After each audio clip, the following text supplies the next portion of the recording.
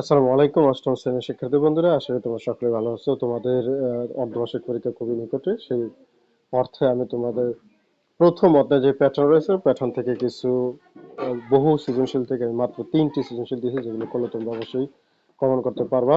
দেখো এখানে 3টি সৃজনশীল রয়েছে, যে এখানে মাত্র 3টি সৃজনশীল। এই 3টি সৃজনশীল করলেই তোমরা 100% কমন করতে পারবে, এটা যে কোনো বোর্ডের জন্য কোনো অসুবিধা নেই। আর মেইন বই হচ্ছে উদাহরণ 4 করবা, আর 11 পৃষ্ঠার 12 নম্বর অঙ্ক।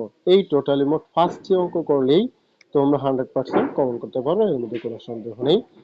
আর শেষ মুহূর্তে একটি কথা বলে রাখি, এই 5টি অঙ্কের বাহিরে কোনো অঙ্ক আসবে না, তবে মান পরিবর্তন থাকতে পারে।